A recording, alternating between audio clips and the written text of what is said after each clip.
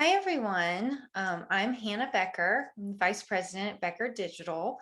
I'm excited that you're joining us today for this virtual lecture on social media and how professionals can utilize or leverage their digital footprint and expand their influence within their industry and community.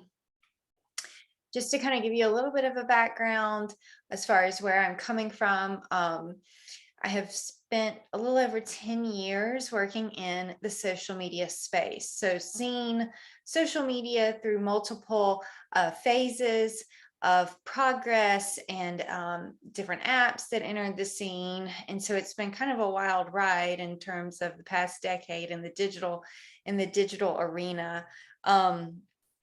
It's been fascinating to see how it progresses and how it's changed in terms of how it impacts our lives and has developed into this, communication hub for people all across the globe. So while social media is super widespread and usage of it is so widespread, many people are simply unaware of the potential implications that their social media content and online activity can have on their career, their personal lives, and even their community at large. So hopefully today will give you a little more insights and some actionable strategies for managing your own digital footprint.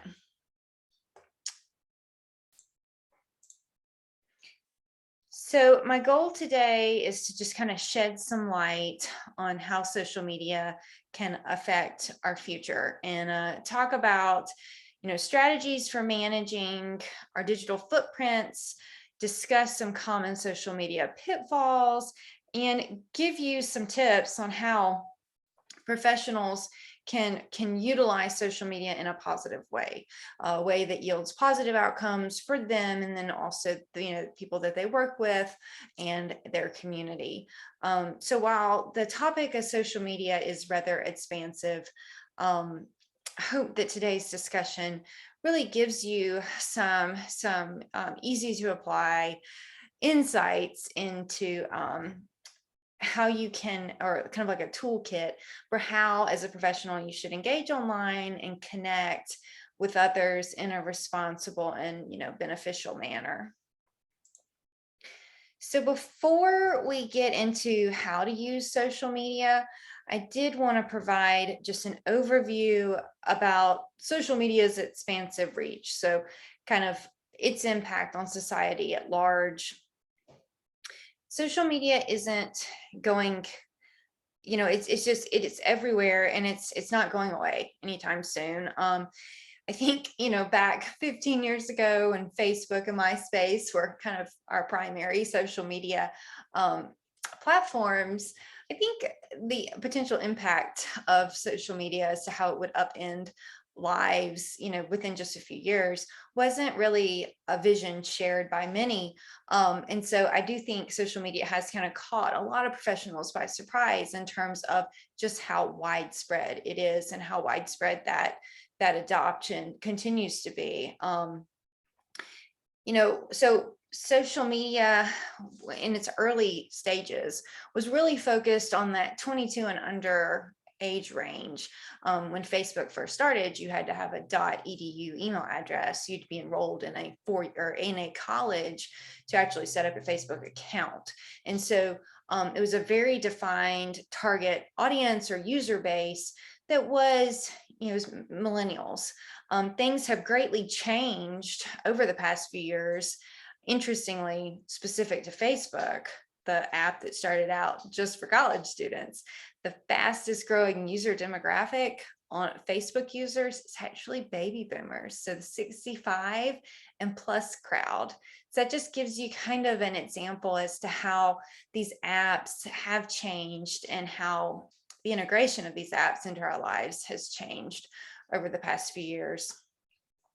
So today, over 80% of the US population has a social media account. This is the vast majority of Americans. Facebook alone has over 2.9 billion monthly active users worldwide. that's not, Facebook isn't the only popular social media app. We've got Instagram, YouTube, Pinterest, Twitter, Snapchat, TikTok, LinkedIn. Facebook does remain the most popular on a global scale, but YouTube and Instagram are not far behind. While Instagram is owned by Facebook, YouTube is not, and YouTube has or reports over 2 billion monthly active users. So definitely has a substantial piece of the market share there. Social media kind of popularity, what apps are in, changes with consumer trends and demographic shifts. So like 15 years ago, Facebook was primarily for millennials. And even within that cohort, currently enrolled in a college, millennials. Whereas now, the fastest growing demographic is baby boomers as far as users on Facebook.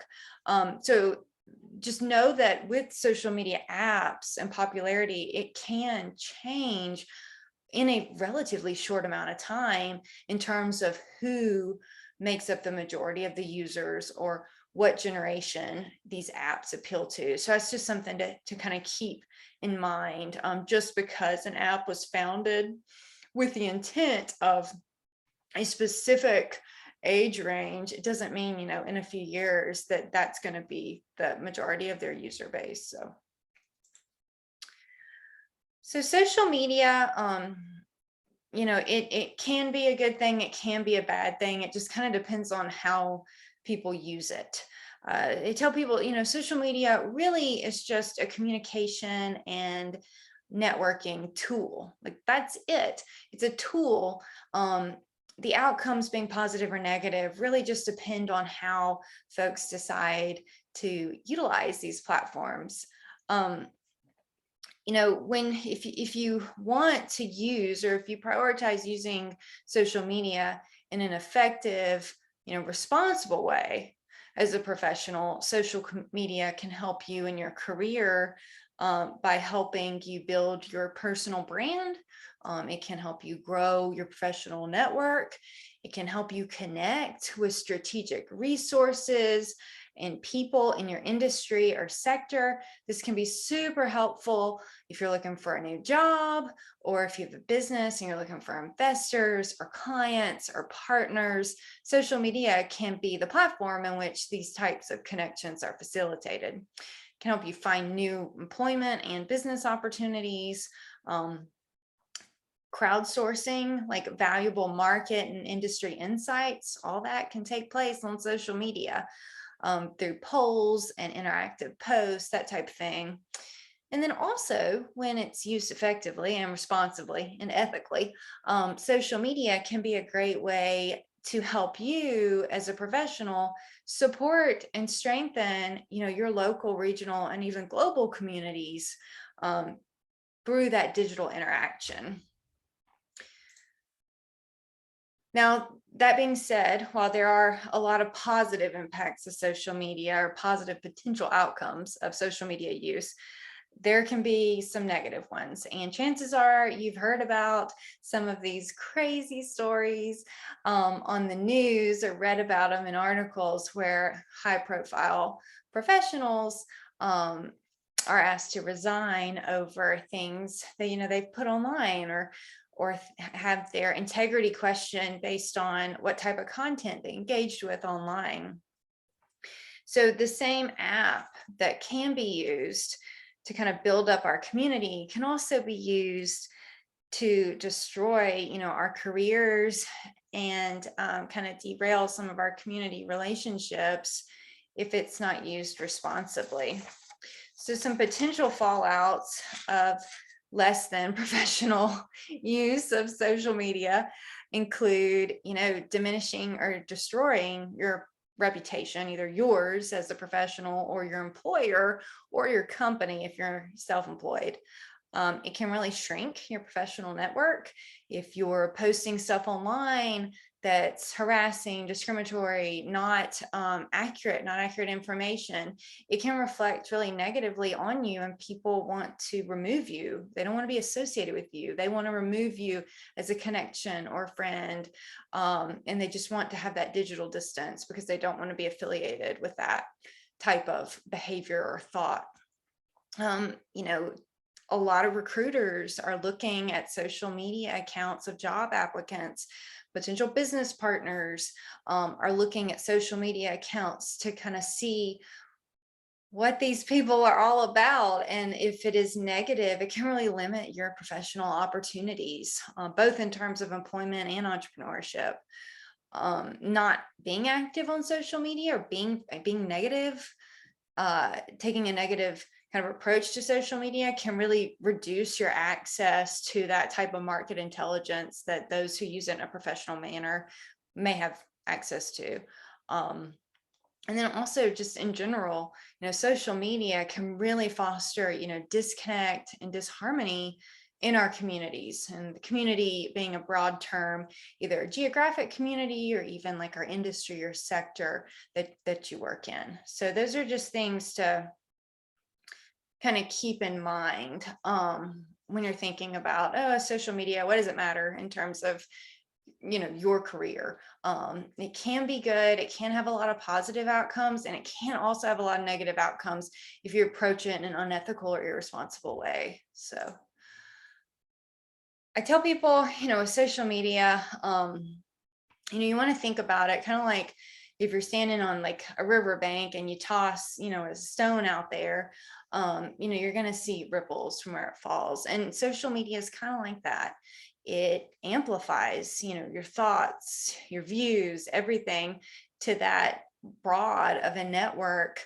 And so it's just something to really be cognizant about, that potential for a ripple effect in terms of what you put online. It's important to recognize that what you post online doesn't stay online. Everything that you like, everything you share, everything you post is potentially visible to a wide range, a wide network of human beings. These people read what you put out, they watch what you post, and they see what you engage with. And this digital kind of experience or footprint that you're creating for yourself may alter their perceptions of you as a professional.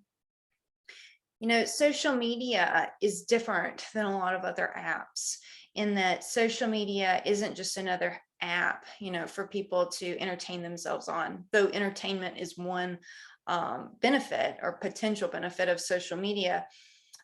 Social media, our accounts are truly extensions of ourselves, whether we intend them to be or not.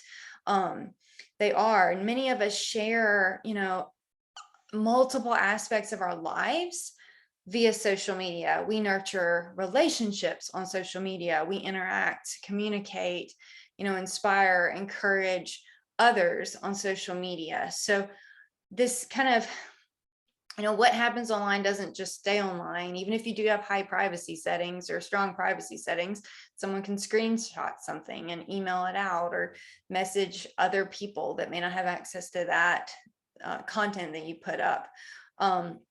This divide kind of between our physical world and our digital world that we may have become somewhat comfortable with over the past decade or a few decades is slowly kind of being dismantled. So, what we do online has the impact to, or has the potential to impact people in the physical space. And it's really up to us as professionals to decide what kind of impact we want to have.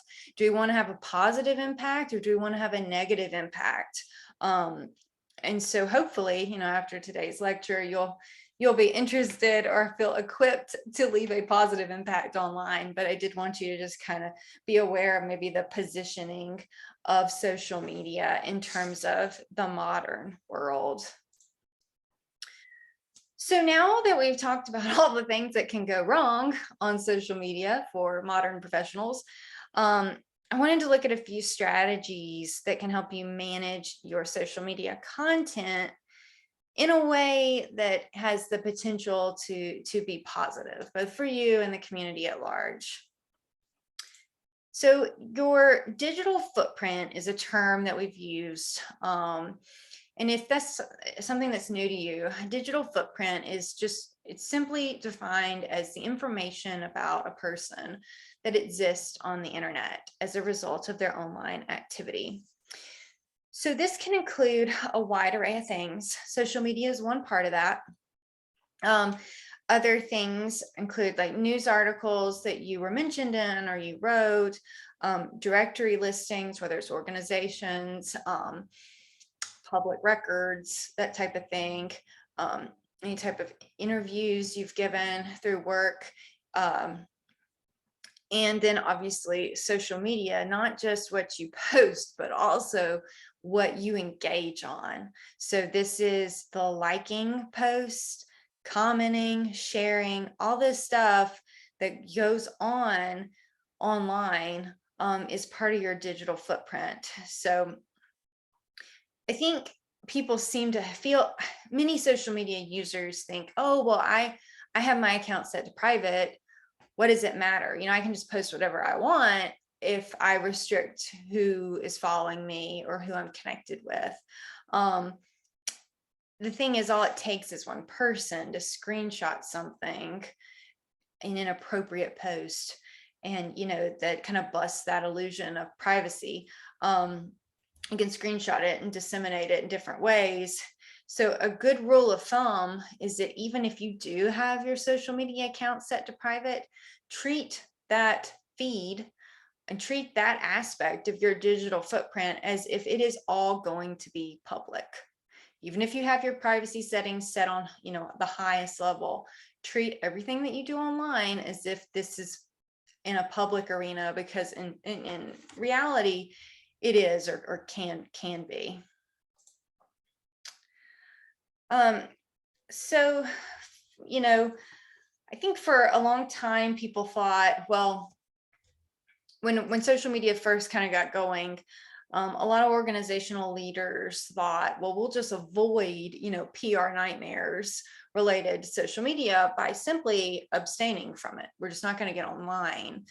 And, you know, that type of approach in today's world is very, very antiquated. And, you know, abstaining from social media in today's world does communicate something about, you know, that organizational leader or that professional.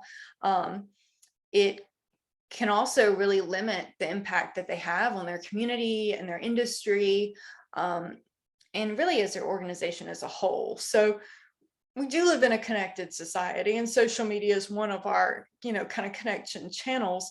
It's a good thing for organizational leaders to be active online in a responsible way. You know, engaging the digital community or engaging your community through digital means like social media can really position you to, you know, take charge of your reputation and, you know, kind of maximize the impact you have. If you're someone that is more comfortable with just totally abstaining from social media, you know, while you're not creating content online about you or your organization, others may be. And so you're kind of letting the messaging just be kind of a free for all, as opposed to proactively putting quality content and sharing your expertise and setting yourself up as a thought leader in your industry by being proactive with, you know, responsible social media engagement. So it's just kind of something to think about. So organizational leaders that are active online have the opportunity to display digital leadership skills.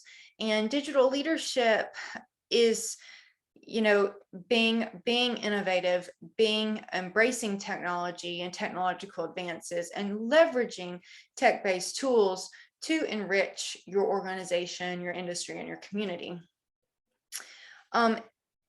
If you are someone that wants to really engage in the social space, you kind of often find yourself with this question, like, should I post this or should I not? Like, is this suitable, or how could this be kind of taken? And so I wanted to just walk you through a few questions in case that's kind of a situation that you found yourself in.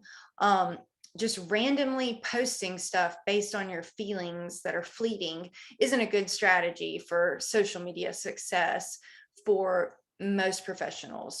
Having some type of intention, being aware of your audience, aware of the app features, and aware of how this looks online, kind of the optics around the situation, is very important. So while there's not like a hard and fast rule, post this, don't post that per se, here's some questions that I've kind of encouraged people to work through if they're kind of on the fence and they're like, I don't know if I should post this. Maybe this would be viable, maybe not. So the first and probably most important question is, if this social media post that you were wanting to put out was someone's first impression of you, they've never met you, they've never heard about you, all they know about you is what they're going to see in this post, what kind of conclusions would they take? What might they think? Do they think you're someone that's reputable? Do they think you're someone that's relevant to the industry? Do they think you're someone that's smart and has value in terms of like sector specific knowledge, market knowledge, that type of thing? Another question is like, will this hurt or help my professional reputation? Does posting this make me look like a professional, or does it make me look like, I had one too many? I mean, just that type of thing is something to kind of keep as a kind of a filter, the forefront of your mind when determining whether or not you want to post something. And then also not just you, but does this help or hurt my company's reputation? If you are an entrepreneur, it's your business, reputation on the line, and you're an extension of that. And so everything you post online can reflect on your company. And this also, to some degree, is related to employees. Would another kind of question to ask yourself is like, would my boss be happy if they saw this post I was going to put up? Does it reflect badly, or could it reflect badly on the company that, I work for or I own, depending on your employment situation? If you are an employee, your employer may very well have a social media policy. It is very important that you are aware of what that encompasses and what it includes and what type of information they ask you to not post online. With every post too, you want to look at, am I being fair with this assessment? Am I just ranting? Did I get angry? Am I pissed off at someone or something? Or is this a fair assessment? And then also, is it accurate? Do I know the source of this information? Or is it misinformation or disinformation? Everything is like, are you being respectful of others when you post this content? Are you being insensitive? Could it be taken that it's in malintent? That's just something to kind of think about, because this information isn't just for you that you're posting online. That ripple effect, there are lots of people that are going to see this or potentially see this, and what might they take away from that? And also, does this post that you're debating on posting, does it respect intellectual property? Do you provide credit to the content creator, or have you just downloaded someone else's photo off the internet and you're going to stick it online because you think it's pretty without permission? And then finally, is this confidential information that would be better discussed offline? Does the post you're thinking about writing contain sensitive information that either doesn't belong to you, or may not, honestly, just may not belong on the internet? Maybe it's something to have in a face-to-face conversation or share that way, as opposed to posting it.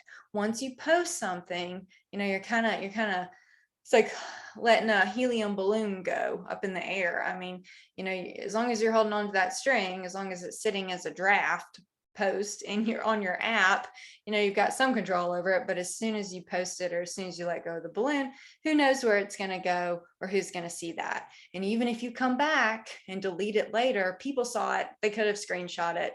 So you do kind of lose control once you have posted something. So you need to be intentional and make sure it's not going to have some major negative repercussions. Okay, so wanted to look at some common pitfalls that professionals should avoid online. Social media is always changing. That's like the one thing that's constant about social media is it's always changing. They're always getting new apps, new app features, new user demographics, new trends. So it's always changing. And at times it can be super overwhelming.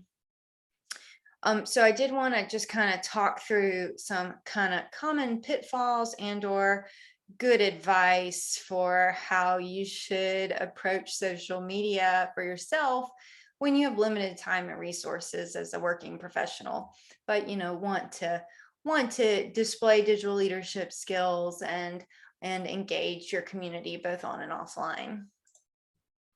So a few tips with this. Don't feel like you have to be active on every social media platform. That's like a full-time job. If you wanted, to have 8 social media channels, you would be spending hours every day to do it well. It's a good idea to kind of pick, 2 or 3 social media apps that you can consistently engage on in a respectful, well-managed way, because to just have a bunch of them that you're not really, cultivating, one really diminishes the impact, but also, it's kind of like grossly neglected, and that reflects on you as well. So pick 2 or 3 that you really like, or you enjoy spending time on, or you think would kind of give you the biggest bang for your buck in terms of your profession, and focus on those. When you're posting content, we want to keep in mind what type of content works best on certain apps. So like if you have let's just say you create a 5-minute video, like a how-to on web design or something, and you want to post it, Facebook can allow for long videos, and obviously so will YouTube, but Twitter and Instagram may not be the best fit for that, or TikTok or Snapchat, or even LinkedIn. You may need a much shorter video, depending on where you're wanting to post it. So just kind of be aware as to what type of content does best, or each app is set up for. Again, I know we kind of touched on this a minute ago, but really want to be aware of your social media account privacy settings. We'll kind of treat everything online as if it's public, even if you do have privacy settings up. But that being said, no 2 social media apps are the same when it comes to account privacy. And they're always seem to always be updating these privacy setting options. So responsible social media users, it's kind of best practice to review your account settings on a regular basis. So like I do this quarterly, kind of go through my personal social media accounts to see what my settings are, and just kind of do like an audit to make sure there's nothing that I would consider confidential, like my birth date or my personal cell phone number. I just, for me, I don't want that inadvertently exposed via a social media app that I forgot that I put that on there when I created a profile or something.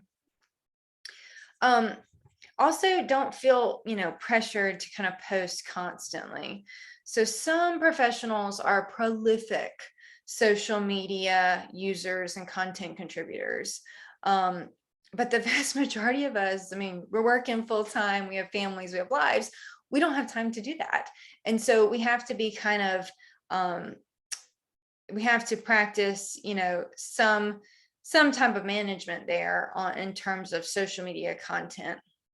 So when you're thinking about, I don't have a lot of time in the month to devote to these 2 to 3 social media channels that I want to display, my industry expertise and that type, and network, all that on. Think quality over quantity. So, it's totally okay if you only have time to post or get on LinkedIn once a week for 15 minutes. That's, if you're intentional about it and you know kind of what you're there for, kind of rules of engagement that you want to follow as a professional, 15 minutes once a week, maybe totally, fine for growing your network and connecting with others. So it would be better for you to be intentional and put out really good stuff, even like once a month, than it is for you to constantly be online, just sharing and posting like random, poorly researched stuff. So think quality over quantity. And then, make sure you periodically evaluate all of your social media profiles. So if you have one that's primarily like friends and family, but people can find it, like a lot of people do this with their Facebook account versus LinkedIn, which would be more professional, kind of career focused, just make sure that they don't like contradict each other. Like if you're super professional looking on LinkedIn and then your Facebook is wild, people are going to find that and they're going to it's going to affect kind of your image and your personal brand. So just periodically look at your social media profiles and try to aim for some level of consistency in terms of professionalism. And then also ensure that all content you create is reflective of your values, not only content you create, but also stuff you share, you engage on. And then we'll look at specifically what type of content to avoid here in the next slide. So we really want to avoid posting. This is not an exhaustive list, but depending on your profession, it may be good kind of list for you to follow. Some of these may not apply. For instance, if you work in a political arena, or if you are religious leader or something, obviously some of these would not apply to you, but for the vast majority of us, these are just kind of things we want to stay away from in most situations. So in terms of posting, it may be something you discuss one-on-one or in a different platform, but just aware that social media is a public platform, regardless of our level of our privacy settings. You just want to kind of keep that in mind. So it's a good rule of thumb to not post complaints about clients, coworkers, or employers on social media. In general, it's probably pretty good practice to just avoid posting negative commentary about people on social media, because it can be attacking, it can be harassing depending on the context. And if there is some type of disagreement, that's probably best had, one-on-one or through a more personal communication channel between all involved parties, as opposed to posting it on a public forum. Second thing, possibly to avoid, depending on your profession, divisive political or religious beliefs may be something. Again, unless you work in politics or you work in religion as faith leader, posting online about these things may not bode well for your career at large. I mean, obviously there are exceptions to this, and there are certainly ways to approach these topics online in a respectful, professional manner. It is just a good idea for professionals to recognize that this type of content may require a little more finesse than posting a funny photo of your kid online. So it's just something to kind of be aware of. Obviously, you want to avoid erroneous content from low quality sources. So want to be really conscious of what we share. Read the entire article before you hit share. Verify that the source is legitimate, and carefully consider any potential hot topic issues discussed. Just because something's been posted on the internet does not mean that it's reputable or that it's real or that it's truthful. So a lot of viral content has been erroneous, and so we just need to practice some critical thinking and before we decide to share something with our online network. And then finally, kind of too much information about pretty much anything.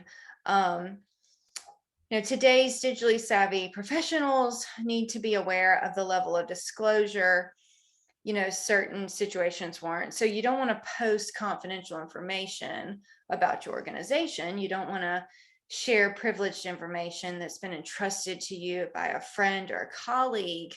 Other areas of TMI can include things like financial situations, whether it's good financial situation or negative financial situation. Anything related to personal finances probably doesn't belong online unless you are a financial planner. Health and medical stuff, that may be something that you want to just kind of evaluate on a case by case basis in terms of posting it online.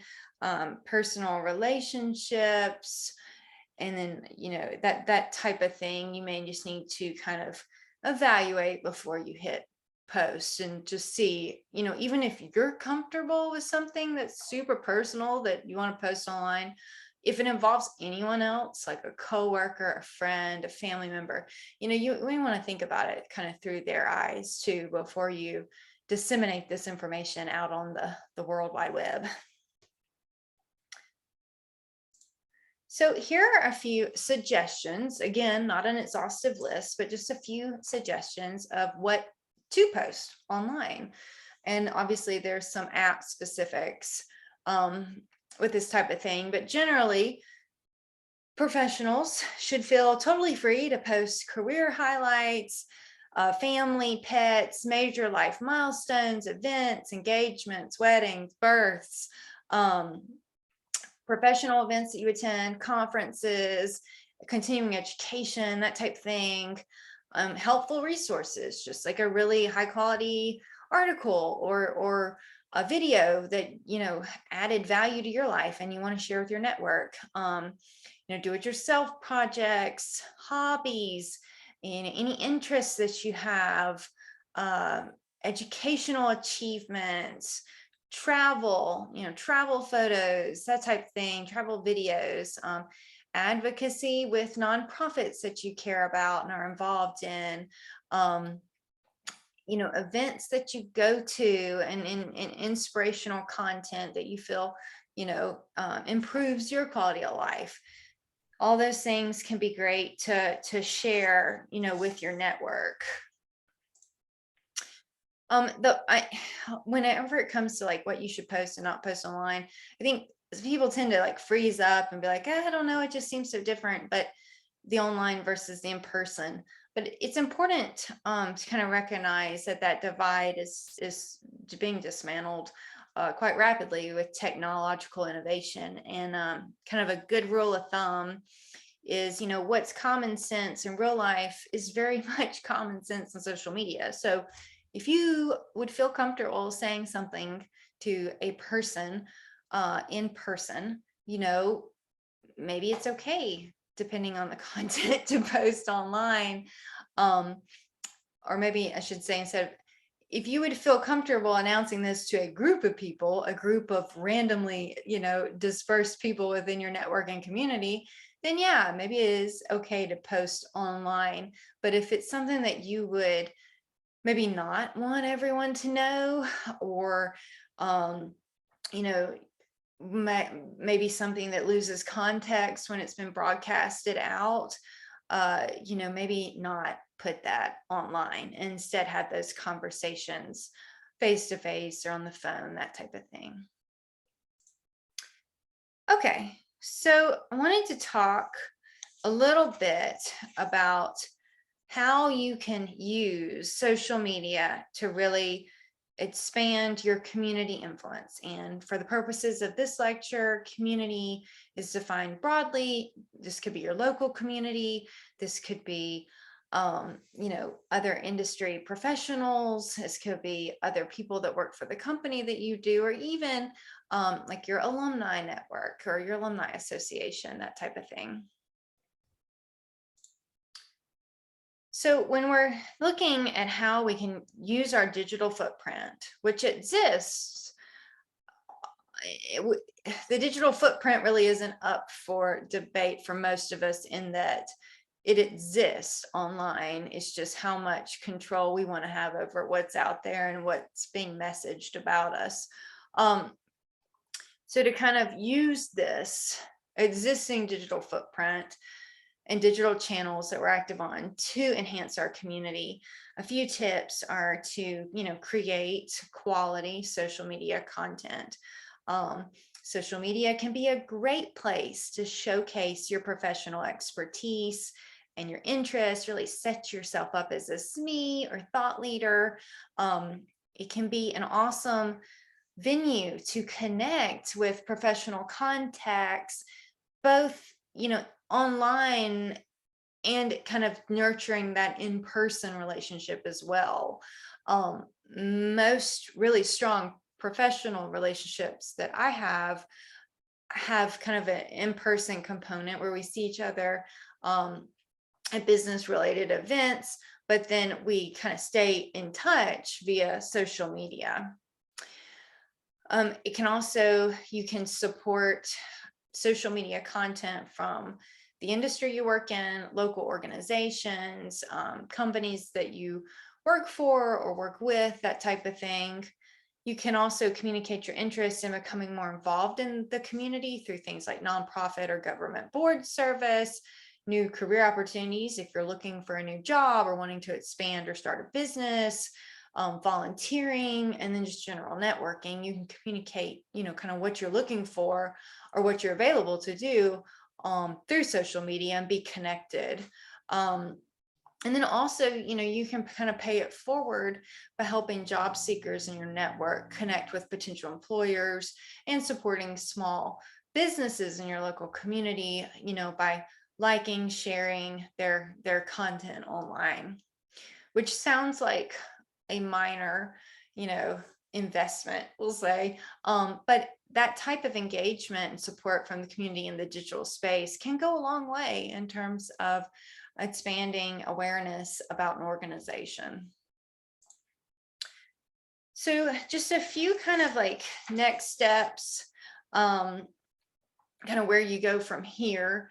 I recommend that you, take a few minutes and evaluate your digital footprint. Google yourself, see what's out there about you, see what's online about you, and just kind of look at that with fresh eyes and start thinking like, what does this say about me?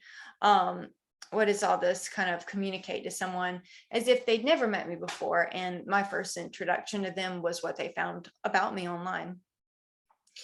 And then also, social media content, creating quality content, managing social media, it's a skill. So, if it feels a little awkward at first, just, be steady, be consistent, practice, do what you're doing today, invest in continuing education along these topics. Go ahead and select, 2-3 social media platforms that you want to prioritize being active on.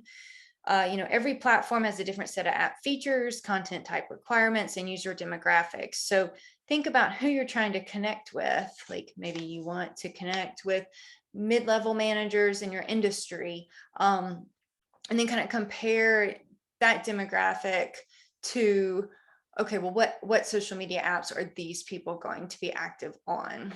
And there's information online about user demographics for different apps.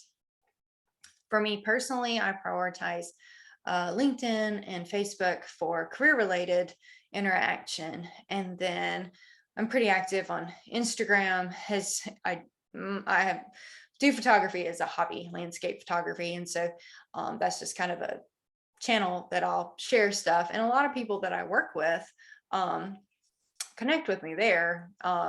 Even though it's not work-related content, it's just pretty pictures of the mountains, but it provides this other kind of connection point. I recommend people set a social media management schedule for their personal accounts. So, maybe it's 15 minutes in the afternoon, you've done work for the day, you're re-energizing with some coffee, and you spend 15 minutes going, kind of engaging on LinkedIn or Twitter or whatever your favorite apps are. The average American spends over 2 hours a day on social media, which is a lot of time. Personally, I think it's way too much time spent scrolling, but we're doing it. So, don't feel like you have to be that active on social media to be successful in it. And it's super easy to get kind of sucked in this like scrolling vortex online. So to avoid that, you can have a set schedule for, when you're going to interact on this app. And then you kind of work from there. And then also just don't fall into the trap of thinking that everything that happens online stays online. So want to keep in mind that that digital physical world divide is quickly closing. Living in, we're entering the metaverse. Things are going to be much more integrated and kind of between those two spaces. And then also just kind of keep in mind your professional reputation, the one you have and the one you want.